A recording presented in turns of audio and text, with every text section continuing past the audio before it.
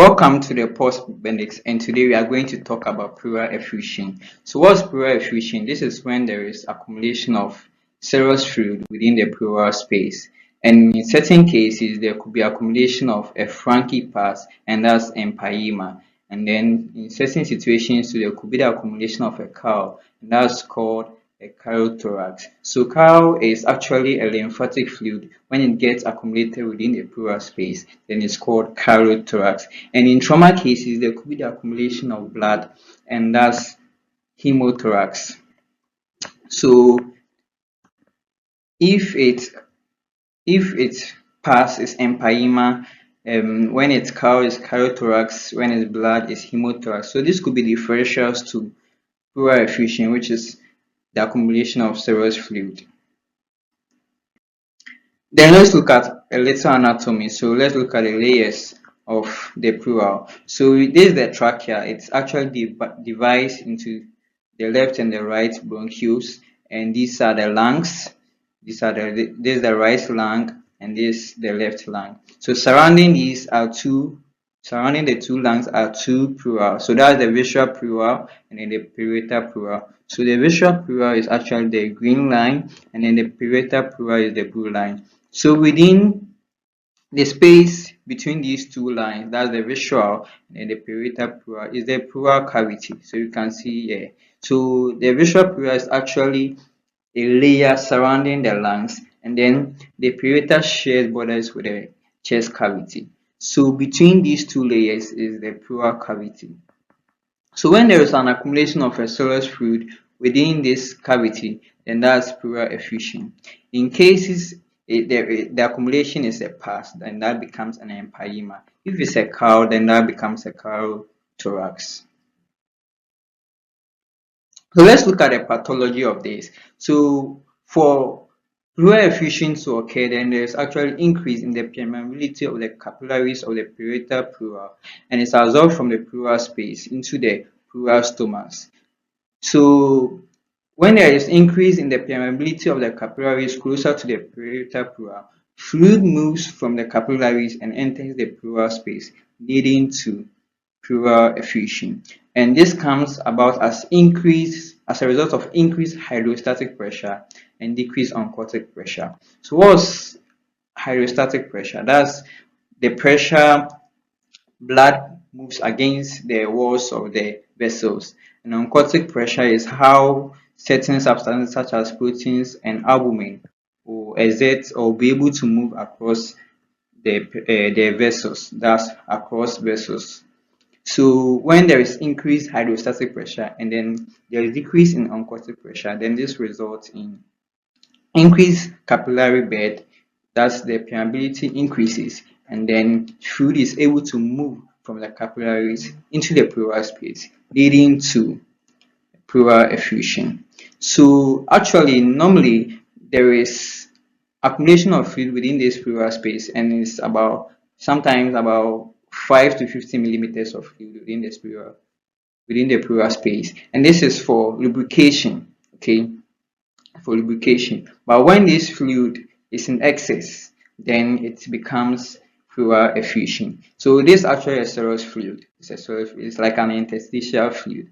So when it becomes in excess, then it forms a pleural effusion, and it could arise as a result of inflammation. So pleural inflammation increases the permeability of the pleural surface. So the pleural effusion could be exudate or transudate. So it could be transudate or exudate. So transudate usually arises from hydrostatic pressure. That's when there is increased pressure when there is increased pressure of hydrostatic, or there is increase in hydrostatic pressure, then that's transudate. So examples of condition that can lead to pleural effusion as a result of transudate. So we have heart failure and the nephrotic syndrome. So this could arise from transudate when there is increased hydrostatic pressure. And then exudate fluids too can lead to pleural effusion. Exudate fluid can lead to pleural effusion. So in these cases, we have cerebrovenous pleural effusion. And this usually, with the exudates, they are filled with more of amino acids and proteins. With the transudate, it's usually accumulation of a serous fluid.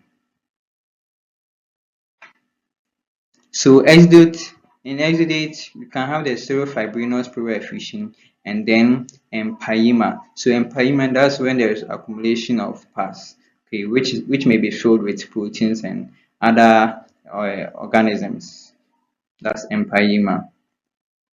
So let's look at the causes of pleural effusion. So it could arise from bacterial pneumonia. So when there is an inflammation of the lungs, this could lead to fluid formation. There could be abscess formation and increasing the capillaries permeability and entering the pleural space or the pleural cavity. Heart failure could lead to increase in transudate formation, therefore leading to pleural effusion. Then some rheumatologic causes such as the lupus erythematosus and the rheumatoid arthritis can also lead to pleural effusion. Some malignancies, tuberculosis, then aspiration pneumonitis, uremia, and then inflammation of the pancreas. And when there is an abscess below the diaphragm, it could also lead to accumulation of the fluid, such as empyema, when there is accumulation of pus. Then certain conditions such as nephrotic syndrome will lead to increased hydrostatic pressure, therefore the formation of transudate and increasing the permeability of the capillaries and leading to pleural effusion. So pleural effusion, their main causes and their features. So usually pleural effusion arising as a result of tuberculosis. When you look at the appearance of the fluid, it's usually serous. It's serous and then the color is amber colored. There's amber. So is the type of fluid is exudate. It's exudate. And then the predominant cells or cells that are commonly found in pleural effusion arising from tuberculosis is lymphocytes. And so since it's tuberculosis, when you do a tuberculin test, it's going to be positive because of the presence of Mycobacterium tuberculosis. And then malignancy leading to pleural effusion. So that when you look at the fluid is serous, and because it's malignant, often there could be blood stain. It's also exudate, so there's presence of proteins and other cells within it. Okay, and then the predominant cells are serosal cells and lymphocytes, and other malignant cells may be present as well. So for this, if you want to diagnose, we have to do biopsy, and when there is positive pleural biopsy, then it could indicate pleural effusion as a result of malignant disease. Then cardiac failure. So actually this one is transudate because there is increase in the hydrostatic pressure. And then when you look at the appearance of fluid, it's serous and then it's straw colored. So this could be present with this could come as a result of left ventricular failure and then response to some diuretics. And then another cause is pulmonary infarction. So in pulmonary infarction, the fluid or may be serous as well, or it could be blood stained, and then it could be most of the time is exudate, and sometimes it could be transudate. And you may find some red blood cells and eosinophils. And then rheumatoid disease, so the fluid is steroid and it may be turbid. It may be turbid, and the type of fluid is usually exudate. So these are some causes and features that are associated with and then acute pancreatitis. So in this case too, it could be steroid or blood stain. It's exudate with cells, and then no cells actually predominate, so it could be a mixture of different kinds of cells. So when there is an inflammation of the pancreas, then the fluid is usually serous or blood stain. And then when you do your diagnosis, you are likely to find high level of amylase in pleural fluid. And then obstruction of the thoracic duct. This actually usually leads to chylothorax. Okay, when there is accumulation of a chyle, that's lymphatic fluid, then it's going to be milky. This is going to be milky. So this is actually related to chylothorax. And then in your diagnostic measure, you are going to find chylomicrons. So let's look at some clinical manifestations that come with pleural effusions. So when there's actually accumulation of large fluid, This will lead to pleuritic chest pain. So the patient usually may complain of chest pain, and this is a big association with pleural effusion. The large fluid collections can also produce cough, dyspnea, that's breathlessness, some retractions, tachypnea, so the patient might be breathless and then the breathing rate might be increased, orthopnea, that's breathlessness upon lying. The patient could be cyanosed, so decreased level of oxygen. Because once there is fluid accumulation within the pleural space, there is decreased level of oxygen concentration. So the patient might be cyanosed. And then upon percussion, there could be stony dullness because normal percussion on the lungs is resonant. Normal percussion on the lungs is resonant. But when there's accumulation of fluid, you are likely to get a stony dullness upon percussion. Then when you auscultate, breath sounds may be decreased or they may be absent. Breath sounds may be decreased or they may be absent. And then there is diminishing or decreased tactile fremitus. So tactile fremitus is kind of vibration you feel when you put your palms upon the chest or the lungs, and then the patient speaks and you try to feel for little vibrations or on your hand. So when there is pleural effusion, there is decrease in tactile fremitus.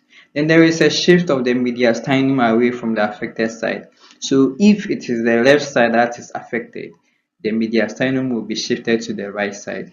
Then another clinical manifestation is there is fullness of the intercostal spaces. So there's fullness of the. Then some investigations you might do in case we suspect a person with pleural effusion. So that's we do chest X-ray. So what are our findings or what are we expected to see in a person with pleural effusion? So in chest X-ray, there's most of the times homogeneous opacification. So homogeneous opacification on an X-ray, the normal lung marking is actually dark because of air accumulation. But when there is pleural effusion, there is opacification which is homogeneous in character, and it obliterates or it's obscure or it blocks the normal markings of the underlying lung. So this means that the costophrenic angles may not be present. Okay, so there's obliteration of the costophrenic or the cardiophrenic angles, and then a widening of the interlobar septa. So, and there is always also a meniscus. A meniscus is also present on our chest X-ray finding because it's a fluid accumulation. So this is what we are talking about. This is a normal X-ray of normal chest X-ray. So this is our mediastinum. This is the mediastinum.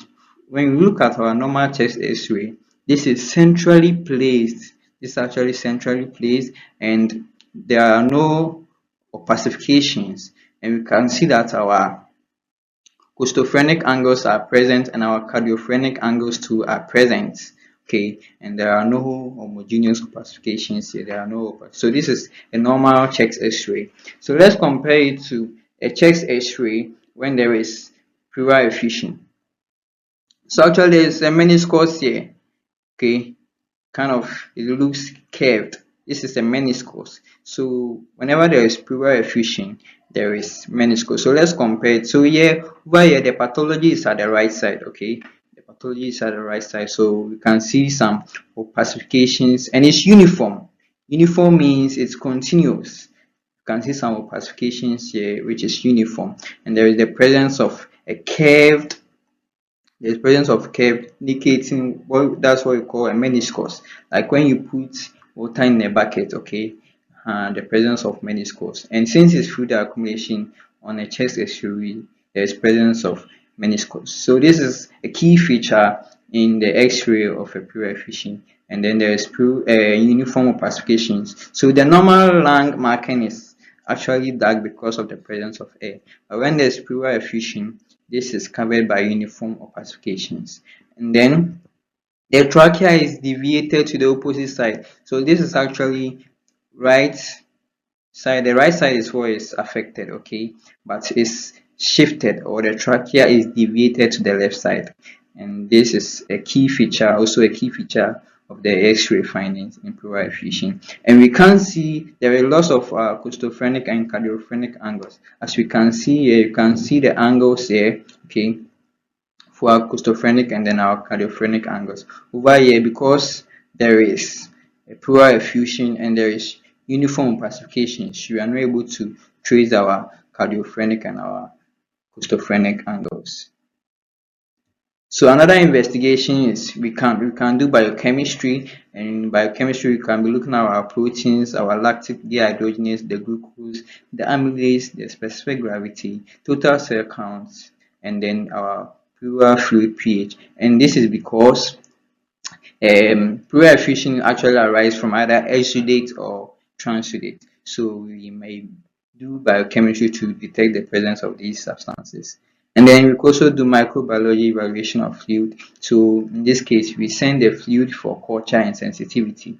And this is another. So we can also do full blood counts, and most of the times, because there is decrease on cortic pressure, hypoalbuminemia is often present, and we can do cytologic examination for malignant cells, because malignancy can also lead to pleural effusion. So in certain cases we can do, and usually we also do ultrasound.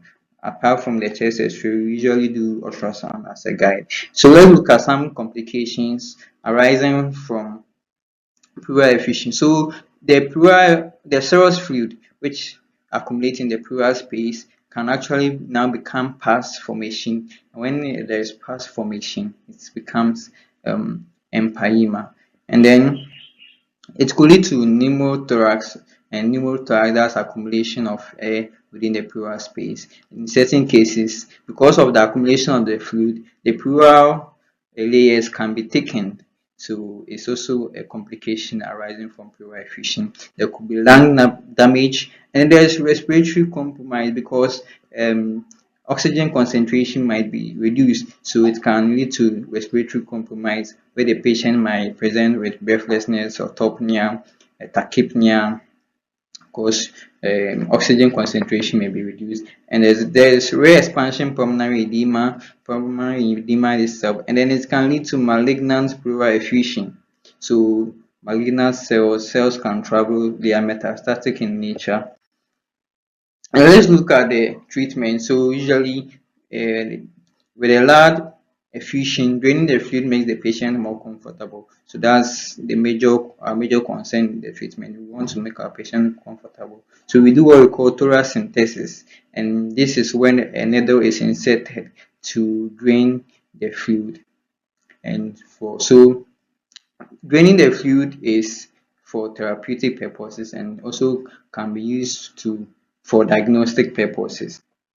Then we also do chest tube drainage, which is tube thoracostomy. So this is rapid removal of more than 1 liters of pleural fluid, and it's may be associated with the development of re-expansion pulmonary edema. So these are the main treatment modes when someone gets pleural effusion.